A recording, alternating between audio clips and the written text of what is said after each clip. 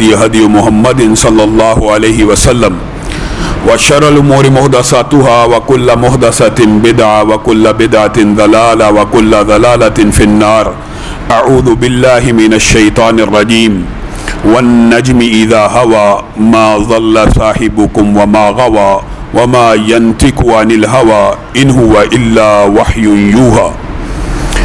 تمام قسم کی تعریفات اور حمد و ثنا اللہ مالک الملک کے لیے ہیں، جو تمام کائنات کے خالق، مالک اور رازق ہیں، جو اپنے بندوں پر بے شمار انعامات کرنے والے ہیں، جو ہمیشہ سے ہیں اور ہمیشہ ہی رہیں گے، نہ جن کی ذات میں کوئی شریک ہے نہ جن کی صفات میں کوئی شریک ہے۔ حمد و ثنا کے بعد لاکھوں کروڑوں درود و سلام ہوں اس ہستی اقدس و مقدس پر کہ جن کا نام نامی اور اسم گرامی حضرت محمد الرسول اللہ صلی اللہ علیہ وآلہ وسلم ہے، جنہیں تمام کائنات کا ہادی، رہنما، مقتدی، پیشوا، رہبر، امام بنا کر بھیجا گیا، اور جن کے قلب اطہر پر اللہ رب العزت نے اپنی آخری کتاب حمید کو نازل فرمایا۔ حمد و ثنا اور درود و سلام کے بعد لاکھوں رحمتیں ہوں آپ کے صحابہ پر، امت کے ادیبوں، شہیدوں، واعظین، مبلغین، مصنفین، محدثین پر کہ جن کی وجہ سے اسلام ٹھیک اور مکمل حالت میں ہم تک پہنچا۔ نماز جمعہ کا جو سنت طریقہ ہے وہ کھڑے ہو کر پڑھانے کا ہے۔ اللہ کے فضل سے طبیعت بہت بہتر ہے، سب ساتھی دعا کریں اللہ تعالیٰ مکمل شفائے کاملہ عاجلہ دے۔ انشاءاللہ اگلا جمعہ امید ہے کہ آپ کے سامنے کھڑا ہو کر ضرور پڑھانے کی کوشش کروں گا۔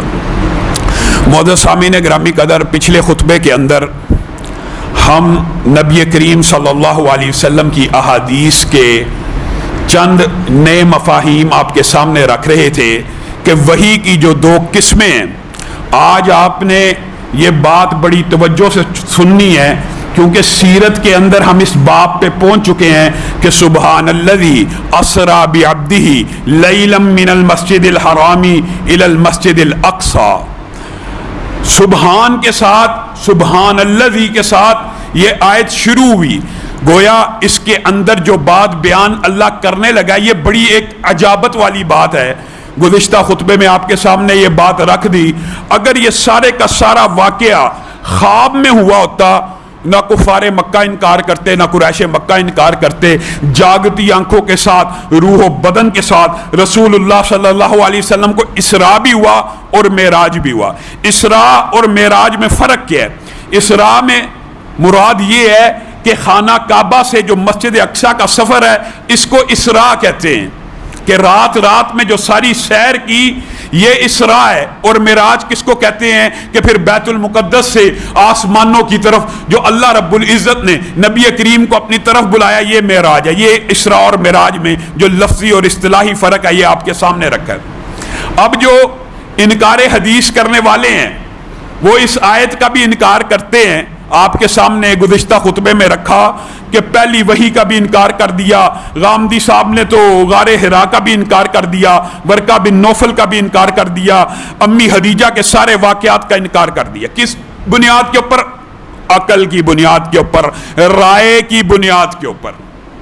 اب بندہ انہی سے پوچھ لے کہ اس آیت کا جو انکار کرتے اور کہتے پتہ کیا منکرین حدیث کہ سبحان الذی اسری بعبدہ لیلا من المسجد الحرام الی المسجد الاقصی سے جو مراد ہے کہ راتوں رات خانہ کعبہ سے مسجد حرام سے جو مسجد اقصی گئے، وہ مسجد اقصی سے کیا مراد منکر حدیث لیتا ہے؟ مسجد النبوی۔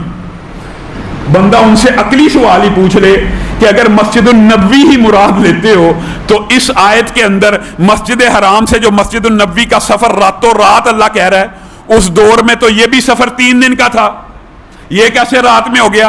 اور پھر جو ہجرت ہے وہ رات کے کسی پہر میں نہیں ہوئی، دن دہاڑے چلچلاتی دھوپ میں ہوئی ہے۔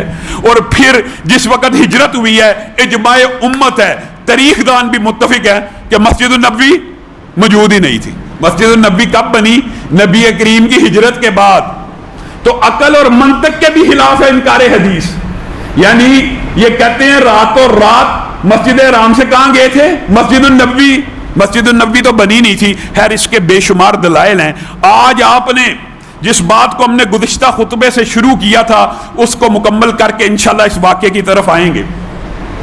پہلی بات جو آپ کے سامنے رکھی تھی کہ کتاب اللہ سے مراد، آپ نے اپنا عقیدہ درست کرنا ہے۔ کتاب اللہ سے مراد کبھی قرآن بھی ہوتا ہے اور کبھی کتاب اللہ سے مراد پورا دین ہوتا ہے، اور دین پورا کیا ہے؟ وحی کی دونوں قسمیں۔ میرے بھائیوں، یہ آپ کو منکر حدیث نے مغالطہ ڈالا ہوا ہے کہ رسول اللہ صلی اللہ علیہ وسلم کی ذاتی رائے، ذاتی اجتہاد، ذاتی فیصلے۔ یہ رسول اللہ صلی اللہ علیہ وسلم کی ذاتی رائے نہیں ہے، ذاتی فیصلے نہیں ہے۔ رسول اللہ کی زندگی کے اوپر اللہ رب العزت کا ایسا چیک اینڈ بیلنس موجود ہے کہ اگر ان کی بات ہی مان لی جائے تو رسول اللہ صلی اللہ علیہ وسلم نے جو بھی باتیں کی اللہ تعالیٰ نے اس کو اگر اپروو کیا وہ وہی بن گئے، اور جو اپروو نہیں کیا اللہ تعالیٰ نے اس کے لیے آیتیں نازل کر دی، وہی کو نازل کر کے رسول اللہ صلی اللہ علیہ وسلم کی پوری زندگی کو محمد الرسول اللہ صلی اللہ علیہ وسلم بنا دیا۔ یہ کہتے ہیں جی محمد بن عبداللہ الگ زندگی ہے اور محمد الرسول اللہ الگ زندگی ہے۔ میرے بھائیوں، کتاب اللہ دین کے مجموعے کا نام ہے جس کے اندر قرآن بھی شامل ہے اور حدیث بھی شامل ہے۔ اس کی دو مثالیں گزشتہ خطبے میں آپ کے سامنے رکھ دی تھی، ایک قرآن سے اور ایک حدیث سے۔ آگے چلیے، نبی کریم صلی اللہ علیہ وسلم کی زوجہ ہیں حضرت عائشہ، ان کی ایک سہیلی ہیں بریرہ، سنا ہوگا اپنے نام۔ سہیلیوں کو سہیلیوں سے پیار ہوتا ہے۔ امی عائشہ کیا چاہتی ہیں؟ بریرہ آزاد ہو جائے۔ وہ کہتی ہیں جاؤ مکاتبت کر لو، لکھت پڑھت کر لو، تمہیں جو آزاد کرنے کا تمہارے سے جو معاوضہ مانگتے ہیں میں عائشہ ادا کر دیتی ہوں۔ یہ ایک لمبا چوڑا واقعہ ہے، مختصر یہ بریرہ گئیں، انہوں نے کہا ٹھیک ہے آپ ہمیں اتنے پیسے دے دیجئے، لیکن ولا کی نسبت، جس کو اردو میں اولا بھی کہتے ہیں، وہ ہماری طرف رہے گی، وہ ہماری طرف رہے گی۔ اس کا کیا مطلب ہے؟ یہ بھی ایک لمبی چوڑی فقہی بحث ہے۔ جو بات آپ کو سمجھانا ہے وہ یہ ہے کہ اس سے مراد یہ ہوتی ہے جو اس حدیث میں ہے، ویسے تو اس کے دیگر معنی اور مفہوم بھی ہیں۔ اس حدیث میں جو اس کا معنی لیا جا رہا ہے وہ کیا ہے کہ انہوں نے کہا ہمیں پیسے دو لیکن ولا کی نسبت ہماری طرف رہے گی۔ یہ کیا مطلب ہوا؟ مطلب یہ ہوا کہ اگر سببی یا نسبی، آپ کو پتا وراثت کی مختلف قسمیں ہوتی ہیں، اگر بریرہ کا کوئی وارث لیگل، آسان کر کے آپ کو بتاتا ہوں، دنیا میں موجود نہ ہوا اور بریرہ فوت ہو گئی، ان کی ساری جائیداد دوبارہ جنہوں نے آزاد کیا ہے ان کی طرف لوٹ جائے گی۔ اس کو انہوں نے شرط بنا لیا۔ رسول اللہ صلی اللہ علیہ وسلم کے پاس یہ مقدمہ آیا۔ اب یہاں پہ حقیقی طور پہ ولا کی نسبت ان کی طرف نہیں تھی ہونی چاہیے، کیونکہ آزاد کون کروا رہا ہے؟ حضرت عائشہ۔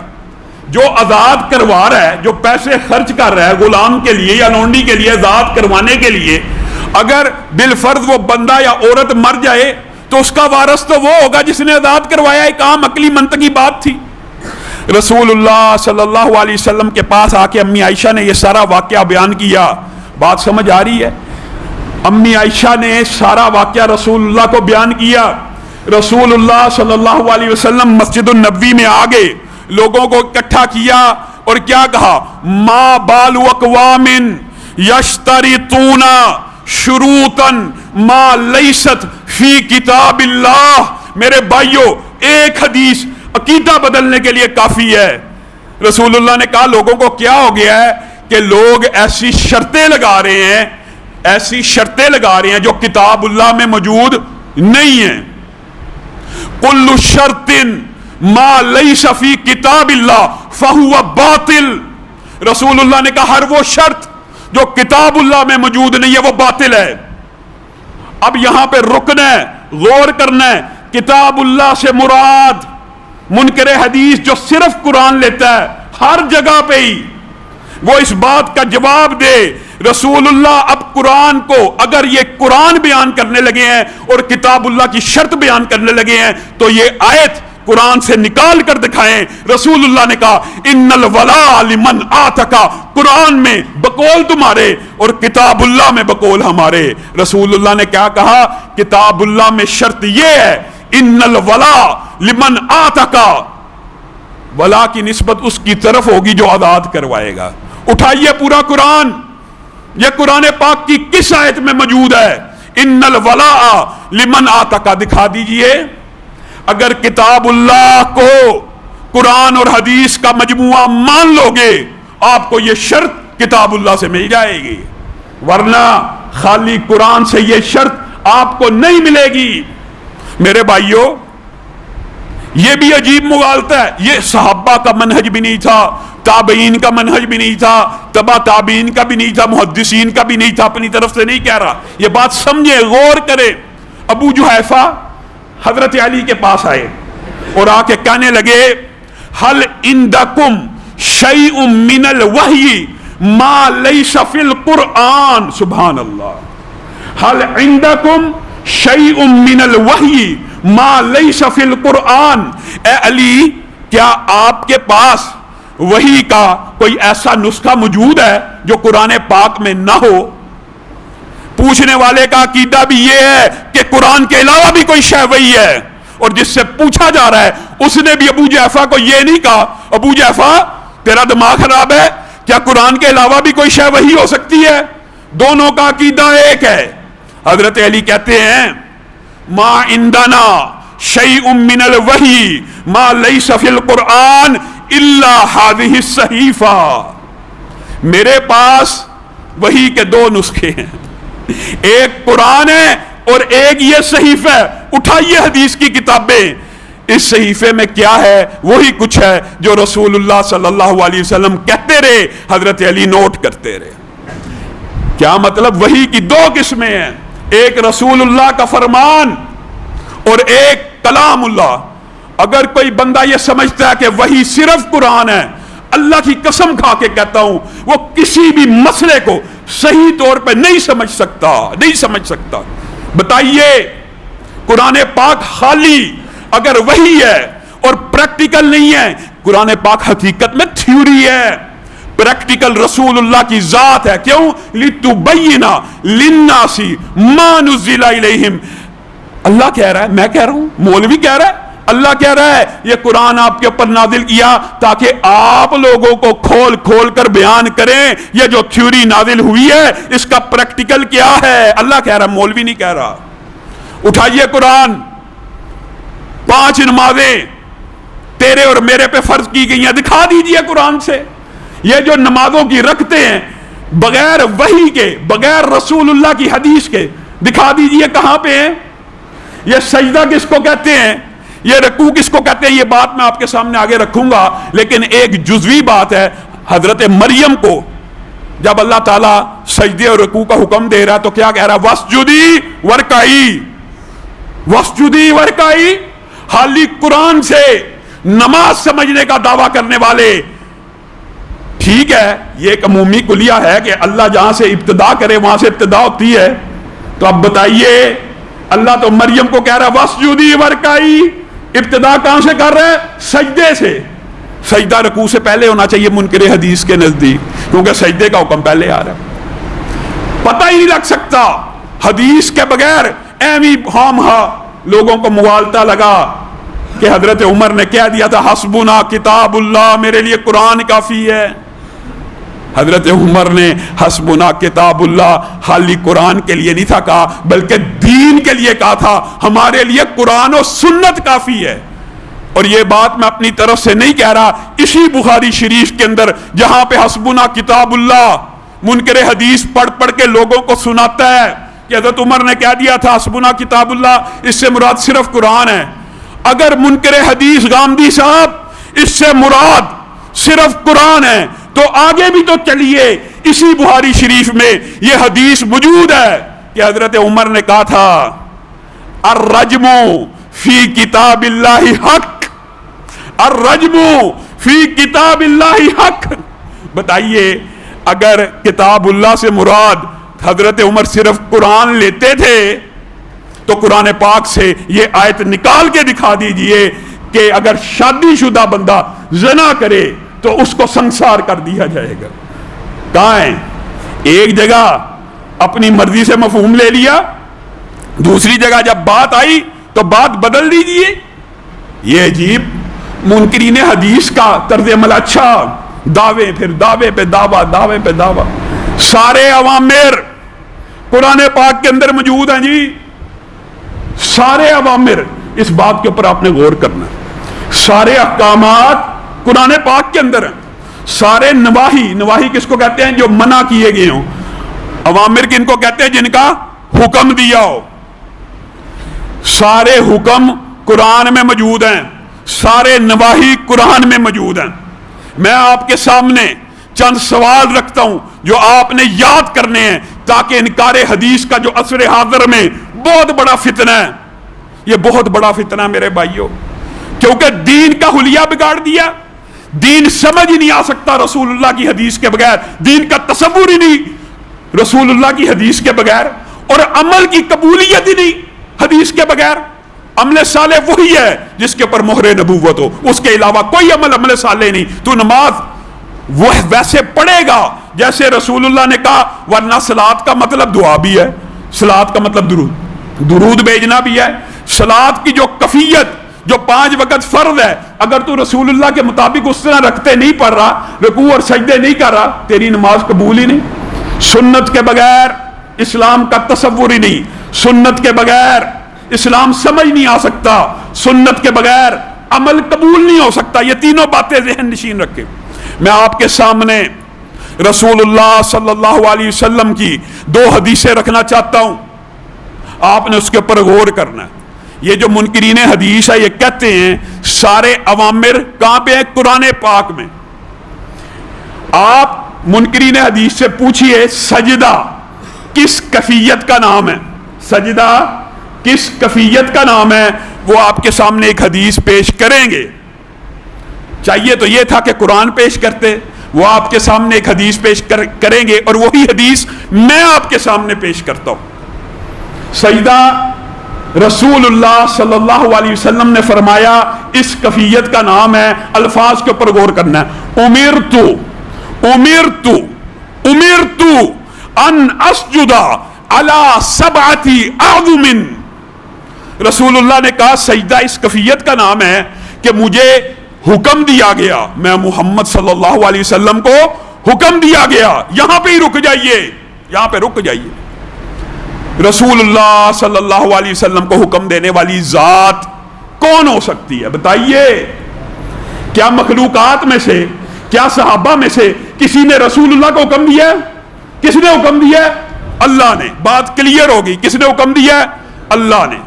उमिरतु अन अस्जुदा, आगे रसूलुल्लाह सजदे की कैफियत बयान कर रहे हैं कि मुझे हुक्म दिया गया है अल्लाह की तरफ से कि सजदा इस कैफियत का नाम है कि 7 हड्डियां अल्लाह के सामने जमीन बोस हुई हो। 7 हड्डियां, 2 पांव की, 2 घुटनों की, 2 हाथों की, एक ये पूरी हड्डी अल्लाह के सामने जमीन बोस हुई हो। मुनकर हदीस भी यही कहता है कि सजदा इस कैफियत का नाम है। अब उनसे सवाल आपने करना है, उमिरतु, रसूलुल्लाह कह रहे हैं मुझे हुक्म दिया गया, अन अस्जुदा अला सबअती आज़ुमिन। अगर सारे हुक्म कुरान पाक के अंदर मौजूद हैं, उठाइए कुरान, ये किस सूरत की आयत है? दिखा दीजिए, ये किस सूरत की आयत है? ये हदीस है, ये रसूलुल्लाह का फरमान है, और रसूलुल्लाह का फरमान भी वही है, वमा यंतिकु अनिल हवा इन हुआ इल्ला वह्युन यूहा। रसूलुल्लाह अपनी मर्जी से कलाम करते ही नहीं, जब भी बोलते हैं वो अल्लाह की वही होती है। और बिलफर्ज जो तूने फलसफा बनाया हुआ है, रसूलुल्लाह की बाद वाकयात बयान करते हैं ऐसा हुआ, तो अल्लाह ताला ने उसकी इस्लाह कर दी। अगली बात सुनिए, यह तो था अवामिर के बारे में, अब नवाही का भी सुन लीजिए जिनसे मना किया गया। मुनकिर हदीस ये फलसफा पेश करता है कि सारे नवाही, सारी मुमानियतें कहां पे हैं? कुरान में। अब रसूलुल्लाह सल्लल्लाहु अलैहि वसल्लम फरमाते हैं नुहीतु, क्या कहते हैं? नुहीतु। आप ये लफ्ज तो याद कर सकते हैं ना, उमिरतु का और नुहीतु का। नुहीतु अन अक़रअल कुरआना राकिअन औ साजिदा। बताइए, रसूलुल्लाह कह रहे हैं मैं मना किया गया हूं। कौन मना कर सकता है रसूलुल्लाह को? मखलूकात में कोई मना कर सकता? किसी की जुर्रत है कि रसूलुल्लाह को मना करे? नुहीतु, रसूलुल्लाह कह रहे हैं मैं मोहम्मद सल्लल्लाहु अलैहि वसल्लम मना किया गया हूं कि रुकू और सजदे में कुरान पाक की तिलावत करूं। मैं मुनकिर हदीस से यह सवाल करता हूं, गामदी साहब, यह कुरान पाक की कौन सी आयत है जहां पे यह लिखा है कि रुकू और सजदे में कुरान पाक की तिलावत ममनू है? नहीं बता सकते। हदीस के बगैर दीन मुकम्मल नहीं है। آگے چلیے، اس کے دلائل 20 ہیں، لیکن میں آپ کو وہ بتلا رہا ہوں جو آپ یاد رکھیں ہمیشہ کے لیے، آپ کا اور ہمارا منہج سیدھا ہو جائے، درست ہو جائے۔ یہ جو دور حاضر میں سیکولرزم، لبرلزم، یہ سارے کے سارے ایسے لوگوں کو پروموٹ کر رہے ہیں جو دین کی بنیادوں کے اوپر حملہ کریں، دین کی جڑ ہی کاٹ دی۔ لا تصلی علی احد منہم مات ابدا، آپ قرآن پاک کی اس آیت کو جانتے ہیں، مفہوم بھی آپ کو پتہ ہے۔ عبداللہ ابن ابی کا جنازہ رسول اللہ صلی اللہ علیہ وسلم نے پڑھایا، اللہ تعالیٰ نے آسمان سے آیتیں نازل کر دی کہ آج کے بعد ان کا جنازہ نہیں پڑھانا، ان میں سے کوئی مر جائے اس کی قبر پہ نہیں جانا۔ یہ آیت تو قرآن پاک میں موجود ہے غامدی صاحب، یہ نہیں کی آیت موجود ہے، صرف منافقین کے بارے میں اسپیسیفک۔ آپ بتائیے اگر سارے اوامر قرآن پاک میں ہیں تو جنازے کا حکم قرآن پاک میں کہاں ہے؟ عام مومنوں کا جنازہ پڑھنے کا حکم قرآن پاک میں کہاں ہے؟ دکھا دیجئے، نہیں دکھا سکتے۔ زکوٰۃ کتنی دینی ہے، یہ حکم کہاں پہ ہے قرآن پاک میں؟ بھینس کی کتنی ہے، گائے کی کتنی ہے، پیسوں کی کتنی ہے، یہ قرآن پاک میں کہاں ہے؟ قرآن پاک میں عمرہ اور حج کا ذکر تو موجود ہے، حج کس چیز کو کہتے ہیں، عمرہ کس چیز کو کہتے ہیں، عمرے کی کیا عادات ہیں، عمرے میں کیا کرنا ہے، حج میں کیا کیا کرنا ہے، یہ احکامات بتائیے قرآن پاک میں کہاں ہیں؟ جب تک آپ لِتُبَيِّنَ لِلنَّاسِ کے اوپر ایمان نہیں لائیں گے کہ رسول اللہ صلی اللہ علیہ وسلم کو بھیجا اس لیے گیا کہ اس قرآن پاک کی تشریح کر کے امت کو بتا دے، رہتی دنیا تک ان کا اسوہ، ان کی زندگی امت کے لیے نمونہ بن جائے۔ اللہ سیف کر کے مجھے اور تجھے دے کر گیا ہے، اور اللہ نے اگر سیف نہ کیا ہوتا تو میرے اور تجھ سے مطالبہ ہی نہیں کر سکتا۔ رسول اللہ کی زندگی نمونہ ہے، رسول اللہ کی صبح کے مطابق چلو، شام کے مطابق چلو، نماز ویسے پڑھو، عمرہ ویسے کرو، حج ویسے کرو، اور منکر حدیث کہتا ہے ان میں سے کوئی عمل مفعول ہی نہیں۔ معاذ اللہ، یہ دین کا بیڑا غرق کرنے والی بات ہے میرے بھائیوں، یہ دین کا جنازہ نکالنے والی بات ہے۔ اپنی رائے سے، غامدی صاحب کی رائے سے قرآن کو سمجھنا ہے، کسی امتی کی رائے سے قرآن کو سمجھنا ہے۔ اور میرے بھائیوں، نبیوں کے بعد امت کے اندر سب سے بڑا فقیہ اگر کوئی تھا تو ابو بکر تھا۔ اگر انہوں نے بھی قرآن پاک کو براہ راست حدیث کے بغیر سمجھنے کی کوشش کی، غلطی لگ گئی۔ یعنی اگر حضرت ابو بکر من یعمل سوءا یجزا بہ، جب یہ آیت اتری رونا شروع ہو گئے، جو کوئی برا عمل کرے گا اس کو بدلہ ملے گا۔ اے اللہ کے رسول، یہ کیا معاملہ ہے؟ ہم میں سے ہر ایک سے غلطی تو ہوتی ہے، ہر عمل کا بدلہ ہے۔ رسول اللہ مسکرانا شروع ہو گیا، ابو بکر تو نے کیا سمجھا؟ الست تمرض الست تحزن، اور تو مومن ہے، تجھے غم نہیں آتا ہے تو تیرے گناہ معاف ہو جاتے ہیں۔ کیا تو مریض نہیں بنتا ہوں تو تیرے گناہ معاف ہو جاتے ہیں؟ کیا تو یعنی رسول اللہ صلی اللہ علیہ وسلم کی حدیث کے بغیر اگر حضرت ابو بکر بھی قرآن پاک کو براہ راست یہ کہتا ہے، اب کیا بندہ کے عربی کے ساتھ، لغت کے ساتھ سمجھا جا سکتا ہے؟ اگر یہ سمجھا جا سکتا ہوتا تو صحابہ وہ پہلے تھے جن کو سب سے آسانی سے یہ بات سمجھ آ جاتی۔ اور حضرت عمر کا مشہور واقعہ دہرائی کے لیے آپ کے سامنے رکھتا ہوں، فَلَيْسَ عَلَيْكُمْ جُنَاحٌ أَن تَقْصُرُوا مِنَ الصَّلَاةِ إِنْ خِفْتُمْ أَن يَفْتِنَكُمُ الَّذِينَ كَفَرُوا۔ حضرت عمر کے پاس ایک شخص آیا اور آ کے حضرت عمر کو کہنے لگا کہ اے عمر، یہ قرآن پاک کی آیت آپ کے سامنے، فَلَيْسَ عَلَيْكُمْ جُنَاحٌ، تمہارے پہ کوئی گناہ نہیں کہ تم نماز کو قصر کرو، ان خفتم ان یفتنکم الذین کفروا، قرآن پاک میں یہ شرط ہے قصر کی، اگر تمہیں کافروں کے فتنے کا یعنی کافروں کے حملے کا خطرہ ہو۔ اٹھائیے پورا قرآن پاک، آج جو سفر میں اور تم قصر کرتے ہیں، اٹھائیے قرآن پاک کی کون سی آیت ہے، وہ کہیں گے یہ آیت ہے، اس آیت میں تو یہ لکھا ہے۔ اگر صرف لغت سے دین سمجھ آتا ہوتا تو یہ بندہ آ کے حضرت عمر سے بحث کر رہا ہوتا۔ حضرت عمر کو آ کے کہہ رہا ہے اب تو ہماری ریاست سٹیبل ہو گئی ہے، اب تو ہماری ریاست پھیل گئی ہے، اب ہمیں کفار کے حملے کا خطرہ نہیں ہے، اب نماز قصر کے اوپر آپ پابندی لگا دیں، آپ حاکم ہیں۔ حضرت عمر نے جواب میں کیا کہا؟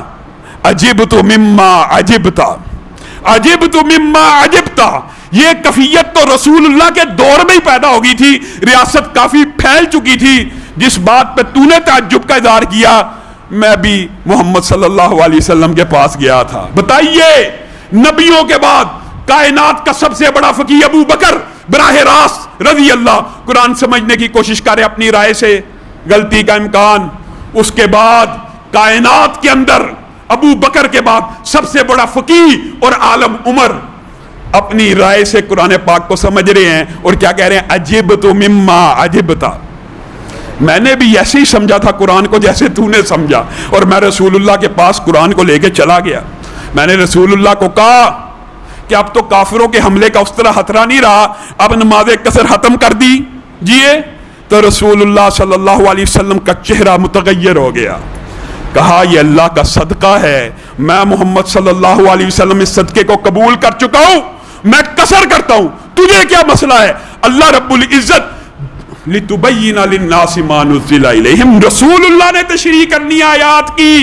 عدی بن حاتم، پتہ آپ کو جناب عدی بن حاتم، حَتَّى يَتَبَيَّنَ لَكُمُ الْخَيْطُ الْأَبْيَضُ مِنَ الْخَيْطِ الْأَسْوَدِ، یہ قرآن پاک کی آیت اتری تو عدی بن حاتم نے، آپ گامدی صاحب ذرا غور کریں، اللہ آپ کو بھی ہدایت دے، اگر لغت کے ساتھ قرآن پاک کو سمجھنا ہوتا اور حق ہوتا تو صحابہ کا ہوتا، جو عربی دان بھی تھے، جو رسول اللہ کے شاگرد بھی تھے، جو سب سے بڑے فقیہ اور محدث بھی تھے۔ عدی بن حاتم قرآن پاک کی اس آیت کے اترنے کے بعد کیا عمل کر رہے اپنے سرانے؟ ایک کالا دھاگا اور ایک سفید دھاگا، حیط الابیض سے سفید دھاگا اور حیط الاسود سے کالا دھاگا سرانے کے اوپر رکھ کے بیٹھے ہوئے، ساری رات غور کرتے رہے کہ جب سفید دھاگے کی سفیدی نظر آئے گی اور کالے دھاگے کی کالک نظر آئے گی تب تک میں کھاتا پیتا رہوں گا۔ کیا ہوا؟ کافی سورج نکل آیا، تب دونوں میں فرق واضح ہوا، رسول اللہ کے پاس چلے آئے، رسول اللہ کو آگے کہا یہ میرے ساتھ معاملہ ہوا ہے، یہ قرآن کی آیت اتری تھی، میں نے اس کے مطابق عمل کیا، یہ تو بڑا لمبا چوڑا وقت ہے۔ رسول اللہ مسکرانا شروع ہو گئے، کہا عدی تو نے قرآن کو کیا سمجھا؟ خیط الابیض سے مراد دن کا اجالا تھا اور خیط الابیض سے مراد رات کی تاریکی تھی، جب آپس میں مل جائیں، یہ قرآن کا مفہوم تھا، یہ قرآن پاک کا ترجمہ۔ صحابہ براہ راست، اور یہ تو چلو انفرادی صحابہ کی بات کی، انفرادی کی بات کر رہا ہوں نا، سارے صحابہ ایک دن آگے، الذین آمنوا ولم یلبسوا ایمانہم بظلم اولئک لہم الامن وہم مہتدون، قرآن پاک کی آپ نے بھی آیت سنی ہوئی ہے۔ آگے رسول اللہ صلی اللہ علیہ وسلم کی بارگاہ میں آ گئے، اے اللہ کے رسول یہ قرآن پاک میں کیا آیت نازل ہو گئی ہے؟ ہم میں سے ہر کوئی ایسا ہے، لم یلبسو، کوئی ایسا ہو سکتا ہے جو اپنی جانوں پہ ظلم نہ کرے؟ چلو غیروں کی جانوں پہ ظلم تو نہ کرنے والا ہوگا، اپنی جان پہ ظلم تو ہر کوئی کر لیتا ہے، کبھی گناہ کر لیا، کبھی حد سے زیادہ مشقت کر لی۔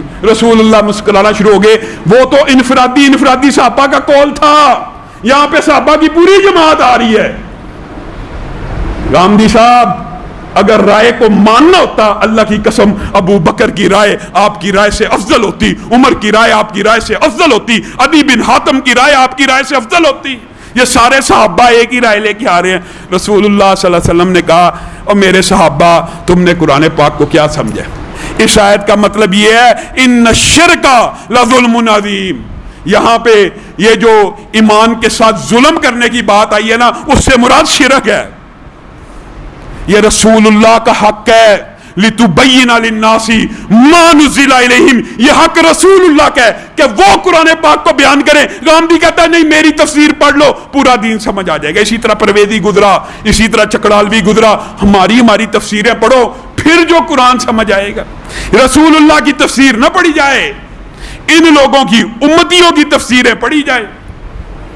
میرے بھائیوں، رائے، اور یہ تو صحابہ تھے نا، رائے اتنا بڑا فتنہ ہے، اللہ کی قسم، رائے اگر وحی کے تابع نہ ہو، رائے وحی کے تابع نہ ہو تو ابلیسیت اور شیطانیت وجود میں آتی ہے۔ کیوں؟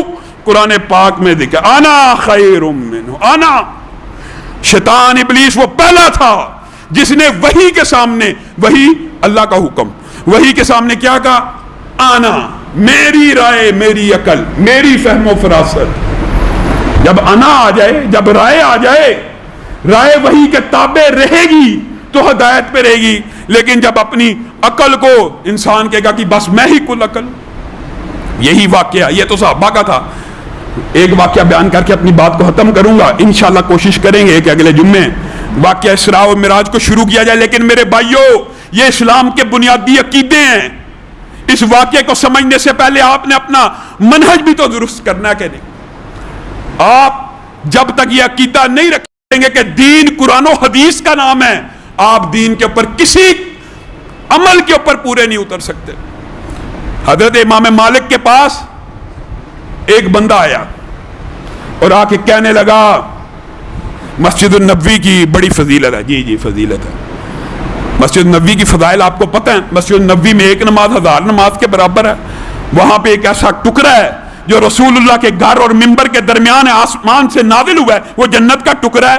وہاں پہ رسول اللہ صلی اللہ علیہ وسلم دفن ہے ایک احاطے کے اندر. اور مدینہ وہ ہے جہاں پہ طاعون نہیں آ سکتا، جہاں پہ دجال نہیں آ سکتا. وہ بندہ امام مالک کے پاس آ کے کہتا ہے میں ذی الخلیفہ کے مقام سے احرام نہیں باندھوں گا. کیوں؟